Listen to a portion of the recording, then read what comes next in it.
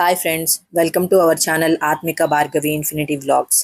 ఈరోజు నా వ్లాగ్లో భాగంగా వరల్డ్స్ మెడిటేషన్ డే సందర్భంగా ప్రోగ్రామ్ ద్వారా ఒక విషయాన్ని చెప్పాలనుకున్నాను.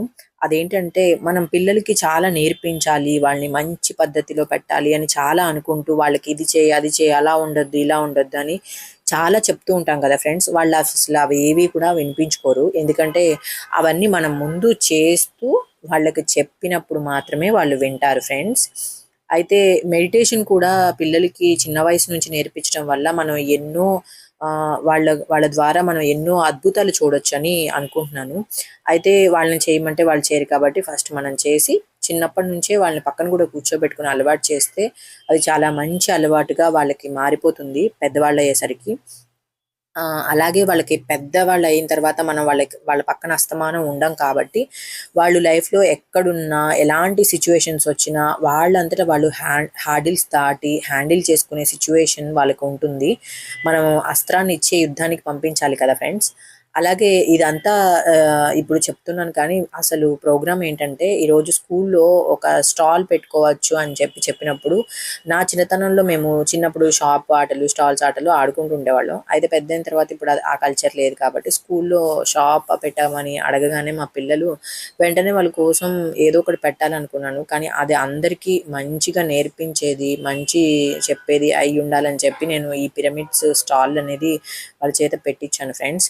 అయితే అక్కడ అందరి స్టూడెంట్స్‌కి నేను ఆ రోజు షాప్‌లో వాళ్ళు బిజినెస్‌లో లాభం, నష్టం పక్కన పెడితే వాళ్ళకి ఆ రోజు అందరికి టీచర్స్‌కి, పిల్లలకి అసలు మెడిటేషన్‌ని ఎక్స్‌పీరియన్స్ చేసినప్పుడు వాళ్ళు చెప్పే వాళ్ళ మాటల్లో ఆనందాన్ని విన్నప్పుడు నాకు అసలు చాలా ఆనందమేసింది. అప్పుడప్పుడు లైఫ్‌లో మనం కూడా సర్వీస్‌గా మనకొచ్చిన పనులన్నిటిని ఇంకొకరికి నేర్పించినప్పుడు దాని ద్వారా ఒక 100 రెట్ల ఆనందాన్ని మనం పొందొచ్చు అనేది నాకు స్వయంగా నేను అనుభూతి చెందాను ఫ్రెండ్స్. అయితే చిన్నపిల్లలందరికీ కూడా మెడిటేషన్ నేర్పించినప్పుడు వాళ్ళు ఒక మంచి స్థితికి వెళ్ళి వచ్చిన తర్వాత నాకు చాలా అద్భుతంగా వాళ్ళు ఆ ఎక్స్‌పీరియన్స్‌ని షేర్ చేశారు. అది మీకు కూడా డైరెక్ట్‌గా వినిపిద్దాం అనుకున్నాను. కానీ ఆ రోజు మైక్ ఏంటో ప్రాబ్లమ్ వచ్చింది ఫ్రెండ్స్. అండ్ బ్యాక్‌గ్రౌండ్‌లో నాయిస్ కూడా చాలా హెవీగా ఉంది. అందుకే ఈసారి తప్పకుండా నాకు మళ్ళీ అవకాశం వచ్చినప్పుడు పిల్లలతోటి తప్పకుండా మాట్లాడిస్తాను ఫ్రెండ్స్. నా డ్రీమ్ అన్నమాట. పిల్లలందరికీ ఇలాంటివి చిన్నప్పటి నుంచి పరిచయం చేయాలనేది. అది నాకు మా పిల్లల స్కూల్ వాళ్ళ వలన నాకది నెరవేరింది.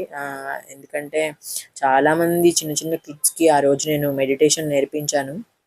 అండ్ వాళ్ళు ఆనందాన్ని కూడా నేను వాళ్ళ ఫేస్‌లో నేను అవన్నీ చూసాను ఫ్రెండ్స్.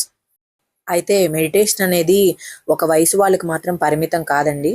చిన్న వయసు వాళ్ళు, 10-12 యూత్, టీనేజర్స్, మిడిల్ ఏజ్ వాళ్ళు, చాలా బాధ్యతలున్నవాళ్ళు అందరూ కూడా ఒక 41 డేస్ అని పెట్టుకోండి. ఆ 41 డేస్‌లో చిన్న మ్యూజిక్ పెట్టుకొని మీకు నచ్చిన టైంలో, మీకు కుదిరిన టైంలోనే ప్రాక్టీస్ చేయండి. తర్వాత కొన్ని రోజుల తర్వాత మీరు అద్భుతాలు చూస్తారు. ఎంత ఆనందాన్ని మీరు పొందగలుగుతారో నాకు కామెంట్స్ రూపంలో కూడా తెలియచేయండి ఫ్రెండ్స్.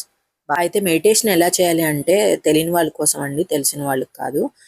మనం ఒక పొజిషన్‌లో కూర్చొని హ్యాండ్స్‌ని, లెగ్స్‌ని లాక్ చేసుకోవాలి. అలాగే మనం స్లోగా గాలి పీలుస్తూ, శ్వాసని గమనిస్తూ, మళ్ళా అదే శ్వాసని బయటికి వదలాలి. మనకిష్టమైన మ్యూజిక్ పెట్టుకోవాలని చెప్పాను కదా! అలా ట్రై చేస్తే మీరు తొందరగా కనెక్ట్ అవ్వగలుగుతారు. డిస్టర్బెన్సెస్ ఏమి ఉండవు.